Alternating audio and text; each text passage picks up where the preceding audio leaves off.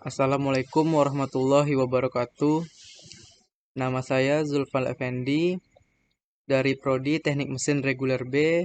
Di sini saya akan menjelaskan mengenai alat ukur laju aliran fluida, yaitu rotameter, di mata kuliah pengukuran teknik dan metrologi yang dibimbing oleh Bapak Muswardi STMT. Rotameter adalah suatu alat ukur yang mengukur laju aliran berupa cairan atau gas dalam tabung tertutup.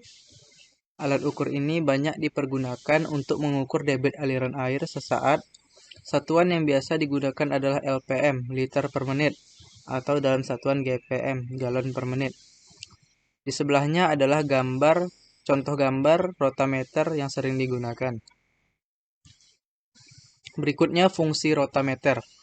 Rotameter digunakan dalam berbagai industri yang terkait dengan cairan.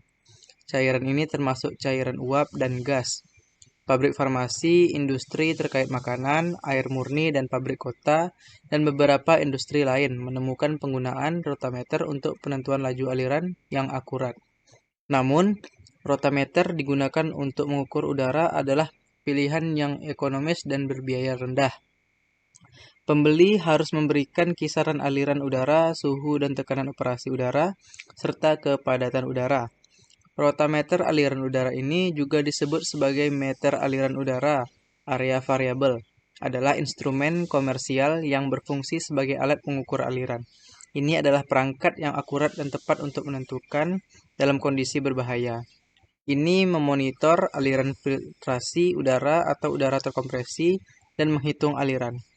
Rotameter adalah perangkat dengan berbagai manfaat dan aplikasi. Prinsip rotameter. Prinsip rotameter aliran udara. Gagasan utama yang digunakan dalam fungsi rotameter adalah penentuan area variabel. Pembuatan bagian mekanis rotameter terdiri dari tabung meruncing yang terbuat dari logam seperti baja atau logam tahan lama lainnya. Suspensi yang ditempatkan secara terpusat disebut float of rotameter adalah bagian sensor utama perangkat. Tingkat tanda dari 0 hingga 10 dibuat dalam meter dari bawah ke atas. Biasanya float berada pada level 0. Ketika fluida mulai mengalir melalui meter, itu mendorong suatu dorongan pada pelampung yang memaksanya untuk naik ke atas. Gerakan ini digunakan untuk menghitung nilai laju aliran fluida. Rotameter aliran udara adalah perangkat yang penuh manfaat dan kelebihan. Beberapa manfaat perangkat ini antara lain yang pertama, temperatur tinggi hingga mencapai 300 derajat Celcius dapat ditoleransi oleh rotameter tanpa mempengaruhi keakuratannya.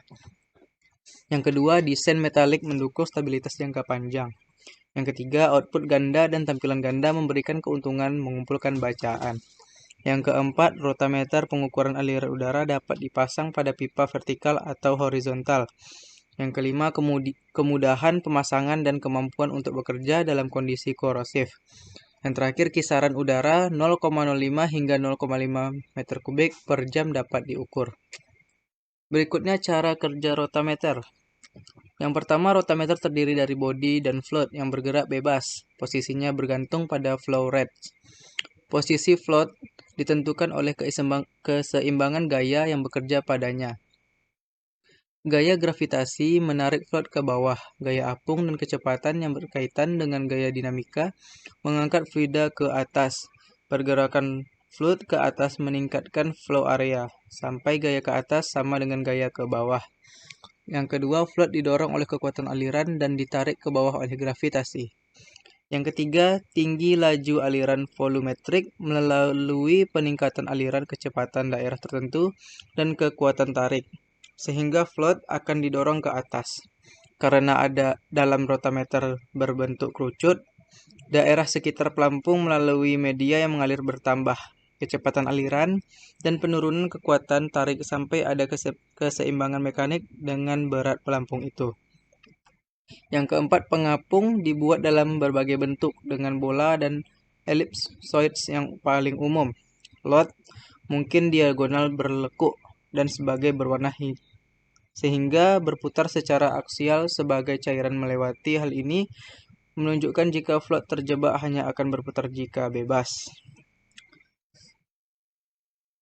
Berikutnya ialah perawatan rotameter. Perawatan rotameter sangatlah mudah, yaitu dengan melakukan kalibrasi secara berkala setiap 1 tahun sekali.